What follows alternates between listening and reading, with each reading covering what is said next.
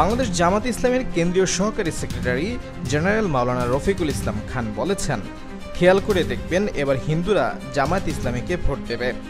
হিন্দুদের ভয় দেখিয়ে লাভ নেই। বাংলাদেশ জামাত ইসলামী ক্ষমতায় এলে হিন্দুরা সবচেয়ে বেশি সুবিধা পাবে।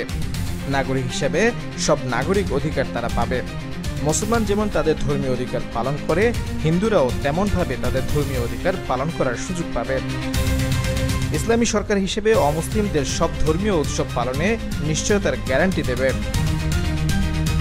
সোমবার সিরাজগঞ্জের উল্লাপাড়া উপজেলায় বাংলাদেশ জামাত ইসলামী পূর্ণিমাগাতি ইউনিয়ন শাখা আয়োজিত দায়িত্বশীল সম্মেলনে তিনি এসব কথা বলেন। তিনি আরও বলেন, জামাত ক্ষমতায় এলে মহিলাদের ঘরে রাখব না।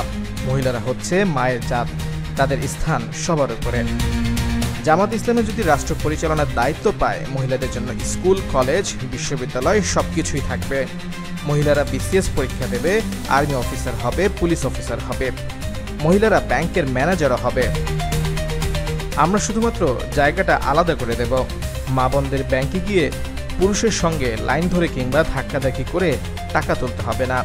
মহিলারা যে ব্যাংকে যাবেন, সে ব্যাংকের ম্যানেজার থেকে সবাই হবেন মহিলা। রফিকুল ইসলাম খান আরও বলেন, আমরা ক্ষমতায় বসতে চাই না, আমরা ইসলামকে ক্ষমতায় বসাতে চাই। আমরা যদি দেশ পরিচালনার দায়িত্ব পাই, আমরা রাজা হব না, জনগণকে আমরা প্রজা বানাবো না। আমরা হব জনগণের সেবক।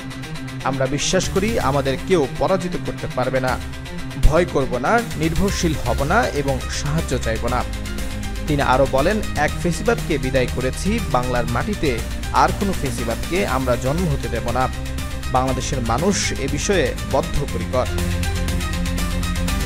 আয়োজিত ওই সম্মেলনে আরও উপস্থিত ছিলেন উল্লাপাড়া উপজেলা জামাতে ইসলামের আমির অধ্যাপক শাহজাহান আলী, সাধারণ সম্পাদক মোহাম্মদ খায়রুল ইসলাম, সাবেক সাধারণ সম্পাদক আলাউদ্দিন আল আজাদ, অফিস সম্পাদক আব্দুল বারী সহ ওয়ার্ড, ইউনিয়ন, উপজেলা ও জেলা পর্যায়ের নেতারা।